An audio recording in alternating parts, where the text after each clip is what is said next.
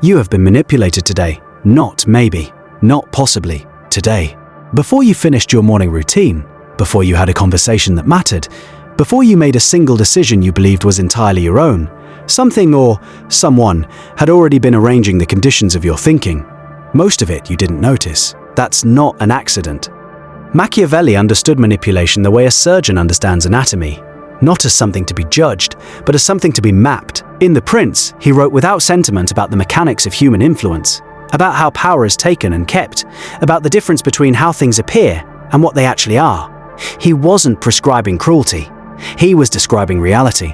And the reality he described was this.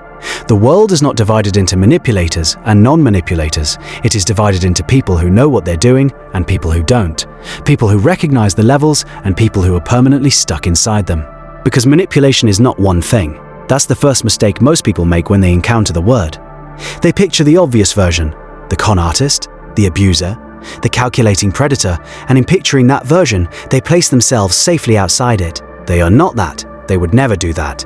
But manipulation has levels, and the lower levels, the ones almost everyone operates in, the ones that feel like normal social behavior, like kindness, like reasonable persuasion, those are where it begins. And by the time you reach the higher levels, the ones that cause real and lasting damage, the groundwork has been laid so carefully that the person on the receiving end almost never sees it for what it is. Machiavelli didn't create manipulation, he just refused to look away from it. This video is going to do the same. We're going to walk through every level, from the nearly invisible to the deeply corrosive, and by the end, the question you'll be sitting with isn't whether manipulation exists in your life, it's where. Level 1. Selective truth. The first level barely feels like manipulation at all. That's what makes it the most common. Selective truth is not lying. Every fact you offer is accurate. Every statement you make can be verified. What you are doing, what everyone does constantly, in almost every social interaction, is choosing which truths to present, in which order, with which emphasis, to produce a specific impression. You tell your partner about the argument at work, but leave out the part where you started it. You share the feedback you received that was positive and summarize the negative as some minor notes. You describe the decision you made in the light that makes it look like the only reasonable option, without mentioning the alternatives you considered and dismissed. This is where Machiavelli begins. Not with lies, with framing. The prince, he writes, should always control the narrative of his own actions, not fabricate it. Control it, there is a difference, and the difference is precisely this. Fabrication can be disproven, framing cannot. Framing is just the story you chose. Level 2. Strategic flattery. The second level is warmth used as a tool. Compliments, attention, expressions of admiration, these feel good to receive, which is precisely why they work as instruments of influence. When someone makes you feel seen, appreciated, exceptional, your defenses lower. You become more open, more generous, more willing to give them what they want. Not because you've been tricked, but because generosity toward people who value us feels natural. Machiavelli was clinical about this. Loyalty purchased through genuine affection is unstable, but loyalty generated by making someone feel exceptional, that holds, because the person now has an identity investment. To refuse the flatterer is to reject the version of yourself they reflected back. Most people have done this. The compliment that preceded the favor, the warmth that appeared precisely when you needed something, the interest that was real enough to feel genuine, but calibrated enough to serve a purpose. Level 3. Manufactured obligation. The third level is the gift you didn't ask for. Reciprocity is one of the most deeply wired social instincts humans have. When someone gives us something, time, help, attention, a favor, we feel, without choosing to, a pull toward evening the score. Cialdini documented this extensively. Machiavelli understood it 5 centuries earlier. The manipulation at this level is in the initiation. The person who gives first, unsolicited, has not been generous. They have made an investment. They have placed an obligation on you without your consent, in a currency you didn't agree to borrow. And the debt will be called in. Perhaps not immediately, perhaps not explicitly, but it will be called in. Think about the people in your life who are always doing things for you, who anticipate your needs, who offer before you ask, who seem to give without keeping score. Some of them are genuinely generous, and some of them are building a ledger you can't see. The uncomfortable truth of level 3 is that from the outside, these two things are identical. The generous person and the strategic giver behave exactly the same way, until the moment one of them needs something back. And by then, you already owe them. Level 4. Emotional leverage. This is where it starts to cost people something real. Emotional leverage is the use of someone's feelings, their fear of loss, their desire for approval, their love for you, as pressure, not as connection, as a mechanism. It sounds like, after everything I've done for you. It sounds like, I just worry about you so much. It sounds like, you know how much it hurts me when you do that. Each of these statements may be entirely sincere. That's what makes level 4 so difficult to navigate. The manipulation and the genuine emotion are often genuinely mixed. The person using your feelings against you may not know they're doing it. They may believe, completely, that they are simply expressing themselves. But the function, regardless of the intention, is the same. To make you feel that your independent action carries a cost, that choosing yourself will damage something or someone you care about. That love and compliance are, in this particular relationship, the same thing. Machiavelli wrote that the most effective chains are the ones the prisoner helps forge. Emotional leverage works because the person being leveraged participates in their own constraint, not out of weakness, but out of love. Out of the genuine desire not to cause pain, and that desire, real and decent as it is, becomes the handle. Level 5. Reframing reality. Level 5 is where manipulation becomes something that psychologists would recognize as genuinely damaging. Reframing reality means systematically replacing another person's interpretation of events with your own, not through argument, but through repetition, through confidence, through the slow erosion of their trust in their own perception. You didn't see what you thought you saw. You're being too sensitive. That's not what happened. You always do this. You take everything the wrong way. This is the architecture of gaslighting, though gaslighting is only the most extreme version of a much more common process. At lower intensities, it looks like someone who always has a better explanation for your experience than you do. Who consistently reframes your reactions as overreactions? Who leaves you, conversation after conversation, less certain of your own read of the room than when you arrived? Machiavelli understood that control over narrative is control over reality. The prince who defines what happened, who owns the story, owns the consequences. In intimate relationships, in workplaces, in families, the same dynamic operates at smaller scale with no less force. Level 6. Isolation. The 6th level is the preparation for everything that follows. Isolation doesn't require locked doors. It requires a much subtler intervention. The gradual narrowing of the people someone trusts, the slow introduction of doubt about the ones who might otherwise offer a corrective perspective.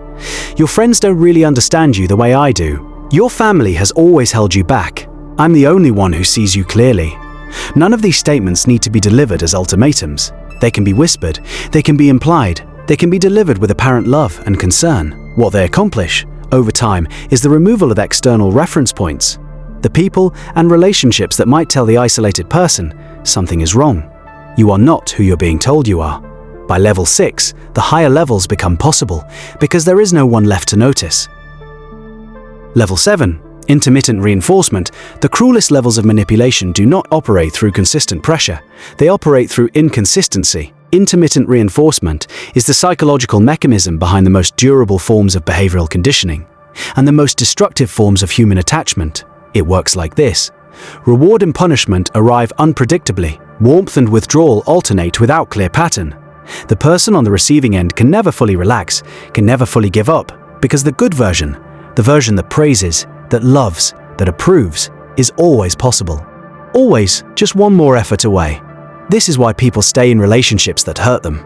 Not because they lack intelligence, or self-respect, or awareness, but because the brain, confronted with unpredictable reward, does something specific and measurable. It increases its drive to pursue that reward. The gambling machine that pays out randomly is more compelling than the one that pays every time. The person who is sometimes wonderful and sometimes cruel is more psychologically captivating than the person who is consistently either. Machiavelli wrote that a prince should neither harm nor benefit anyone too consistently. That unpredictability keeps those around him in a state of vigilant attention. He was describing political strategy. He was also describing, with uncomfortable precision, the mechanism of trauma bonding. Level 8. Identity replacement. By level 8, the manipulation is no longer about behavior. It is about the self. Identity replacement is the systematic dismantling of who a person believes themselves to be, followed by the installation of a replacement identity built around the manipulator's needs. It does not happen quickly. It happens through the accumulation of small corrections, the things you're told you are, the things you're told you're not, the gradual narrowing of your own self-conception until the version of yourself you inhabit was effectively authored by someone else. This is what cults do, what certain abusive relationships do. what the most sophisticated forms of coercive control do. They do not force compliance, they produce a person who complies because they no longer have a self that knows how to do otherwise. Machiavelli's sharpest observation about power was this: the most complete form of control is not the control of actions, but the control of desires. When you can make someone want what serves you, when their preferences themselves have been shaped to align with your interests, you no longer need enforcement. The cage has become interior. Level 9, the invisible level. The final level is the one most people never identify, because by the time it's operating, there is nothing to point at.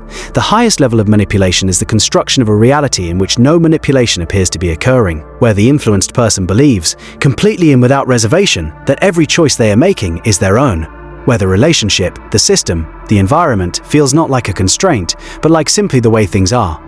This is what Machiavelli was ultimately describing. Not individual acts of cunning, the architecture of a world that produces compliant people without ever having to ask for compliance. You live inside several of these architectures right now. The question is only whether you've started to notice the walls. Conclusion.